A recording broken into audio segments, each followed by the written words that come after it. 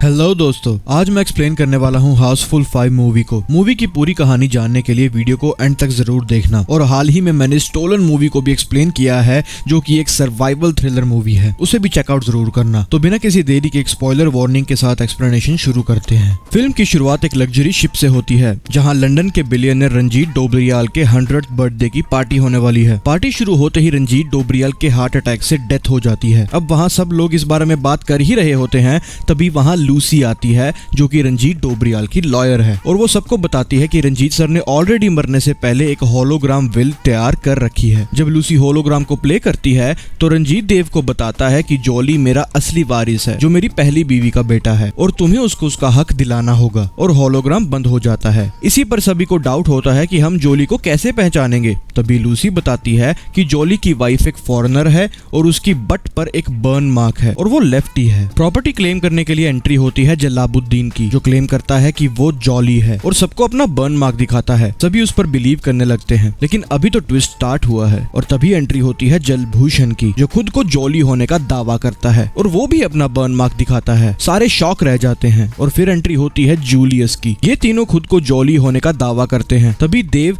जो कि रंजीत की दूसरी बीवी का बेटा होता है, डिसीजन लेता है कि हम तीनों का डीएनए टेस्ट लेंगे, जो असली जॉली होने का प्रूफ होगा। और तभी पार्टी स्टार्ट हो जाती है। पार्टी में पास्ता सभी की ड्रिंक्स में कोई ड्रग मिला देता है, जिससे सभी नशे में चले जाते हैं। इसी बीच डॉक्टर के लैब में एक मास्क मैन एंटर करता है और डॉक्टर को मार देता है। अब सुबह होती है और हम देखते हैं कि जूलियस अपने रूम में है और उसके साथ शशिकला, जो कि जलभूषण की वाइफ है, उसके बेड पर लेटी होती है। दोनों शॉक हो जाते हैं और दोनों मिलकर जलभूषण के रूम में जाते हैं। वहां वो देखते हैं कि जलभूषण और सारा, जो कि जलाबुद्दीन की बीवी है, वो दोनों साथ में लेटे होते हैं। अब ये चारों मिलकर जलाबुद्दीन के पास जाते हैं तो देखते हैं कि जलाबुद्दीन पास्ता को एक लड़की समझ के उसके साथ लेटा हुआ है। सभी शॉक्ड हो जाते हैं और बोलते हैं कि उन्हें कुछ याद नहीं है कि कल रात को क्या हुआ। तभी पास्ता सबको बताता है कि उसने रात को सभी की ड्रिंक्स में नशे की दवाई मिला दी थी, और सब कांची को ढूंढने निकल पड़ते हैं, जो कि जूलियस की वाइफ होती है। तभी कोई चिल्लाता है, लाश लाश, और सभी उस आवाज की तरफ भागने लगते हैं। सब किचन में पहुंचते हैं,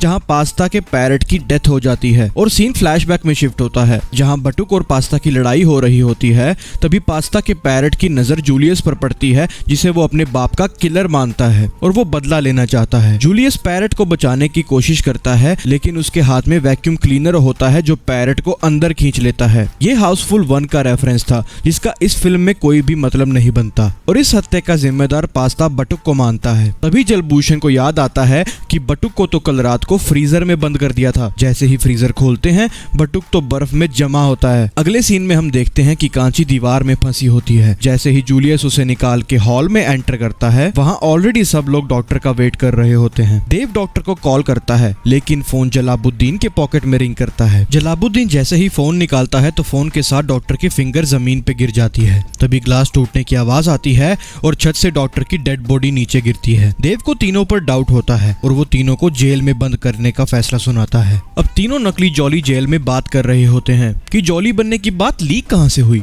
तभी पता चलता है कि जो जूलियस की वाइफ है, वो पहले जलभूषण और जलाबुद्दीन की गर्लफ्रेंड रह चुकी है, और जिस पार्टी में उसने कांची को हायर किया था, वहां जलभूषण और जलाबुद्दीन भी प्रेजेंट थे। इस बात को लेकर सब में बहस होने लगती है। अगले सीन में हमें दिखाया जाता है कि 2 पुलिस ऑफिसर्स, बिडू और बाबा, कुछ गुंडों का पीछा कर रहे हैं। अचानक एक बच्चा उनकी गाड़ी के सामने आ जाता है और बाबा को इमरजेंसी ब्रेक लगानी पड़ती है। इस कारण से उन दोनों को जॉब से निकाल दिया जाता है। अब बाबा को शिप से माया का कॉल आता है, जो उसको शिप में हुए मर्डर के बारे में बताती है। माया बाबा की एक्स वाइफ होती है, और बीडू इस मौके का फायदा उठाना चाहता है। वो कहता है कि अगर हम दोनों इस केस को सॉल्व कर देते हैं तो हमारी जॉब वापस मिल सकती है। सीन वापस से शिप पर शिफ्ट होता है, जहां तीनों फेक जॉली जेल में होते हैं और बटुक पटेल उन पे पहरा दे रहा होता है। बटुक सो जाता है और अब तीनों मिलकर वाइपर की हेल्प से कीज निकाल लेते हैं और भागने में सक्सेसफुल हो जाते हैं। और अब ये डिसाइड करते हैं कि तीनों लड़के रंजीत डोबरियाल की बॉडी को ठिकाने लगाएंगे, और तीनों लड़कियां ब्लड सैंपल डिस्ट्रॉय करेंगे,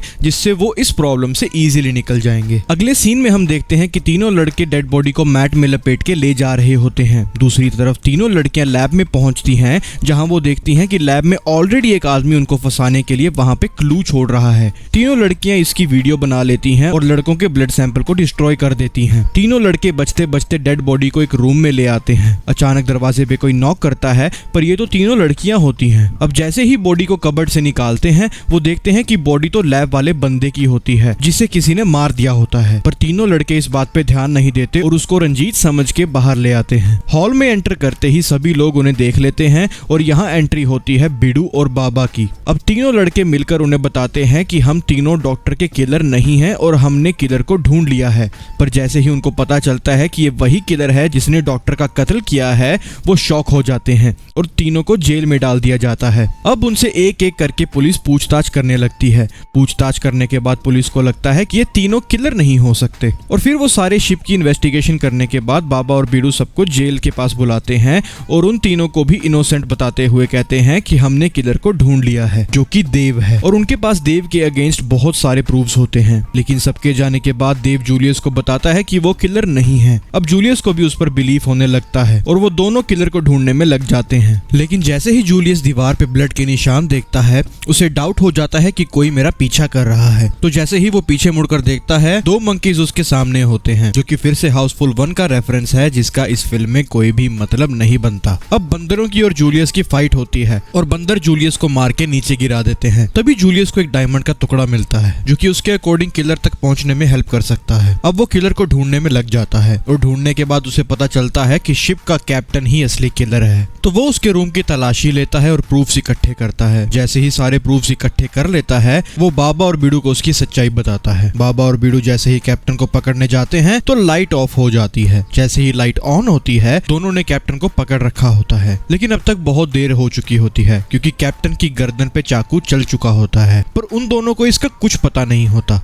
तभी एंट्री होती है दगड़ू की, जो बाबा और बीडू का सीनियर ऑफिसर होता है। वो दोनों को कैप्टन का किलर समझ के जेल में बंद कर देता है और सबको बताता है कि कैप्टन किलर नहीं था। कैप्टन ने तो डॉक्टर का मर्डर होते हुए देखा था और वो किलर कोई और है। तभी दगड़ू रंजीत की बॉडी को लेकर आता है जिसके हाथ में 2 बॉक्सेस होते हैं। जैसे ही पहले बॉक्स को वो ओपन करता है, उसमें रंजीत की प्रॉपर्टी के सारे पेपर्स होते हैं जो कि सबको इक्वल बांट दिया जाता है और दगड़ू उन सबके पिछले गुनाहों के बारे में भी सबको बताता है और सब लोग बहुत ही डर जाते हैं। अब सब मिलकर एक प्लान बनाते हैं कि दगड़ू को मार देते हैं जिससे हम सब बच जाएंगे। सीन शिफ्ट होता है दगड़ू के रूम में जहां एक मास्क मैन एंटर करता है। दगड़ू बेड पर लेटा होता है। मास्क मैन उसको चाकू से मारने लगता है, तभी लाइट ऑन हो जाती है और किलर शॉक में पड़ जाता है। वो देखता है कि दगड़ू तो सामने खड़ा हुआ है और अब हम सबके सामने किलर होती है जो कि माया होती है। ये प्लान दगड़ू और जूलियस ने मिलकर बनाया होता है। तभी माया भागने की कोशिश करती है और पीछे से दूसरा मास्क मैन आ जाता है और माया को चाकू मार के भाग जाता है। पर यह भी माया की एक चाल होती है। आखिरकार उस मास्क मैन को जूलियस पकड़ लेता है और बिडू उसको एक जोर से पंच मार के उसका मास्क निकाल देता है और अब किलर का चेहरा हम सबके सामने आ जाता है जो कि कोई और नहीं बल्कि जलभूषण होता है। और जलभूषण सबको बताता है कि कैसे माया और उसने मिलकर सारे मर्डर्स किए हैं। और अब एंट्री होती है असली जॉली की और सब शॉक्ड हो जाते हैं। जॉली बताता है कि वो ऑलरेडी 178 बिलियन पाउंड्स का मालिक है और उसे वो 69 बिलियन पाउंड्स में कोई इंटरेस्ट नहीं है और वो कहता है कि वो 69 बिलियन पाउंड्स वो सब लोग आपस में बांट सकते हैं। सभी के चेहरे पे खुशी होती है और दगड़ू माया और जलभूषण दोनों को अरेस्ट कर लेता है और बाबा और बीडू को उनकी जॉब भी वापस मिल जाती है और यहीं पे ये मूवी खत्म हो जाती है। तो दोस्तों, आपको ये मूवी की एक्सप्लेनेशन कैसी लगी मुझे कमेंट्स में जरूर बताना और वीडियो को लाइक और चैनल को सब्सक्राइब करना मत भूलना। हम मिलते हैं किसी नेक्स्ट वीडियो में, तब तक के लिए टेक केयर।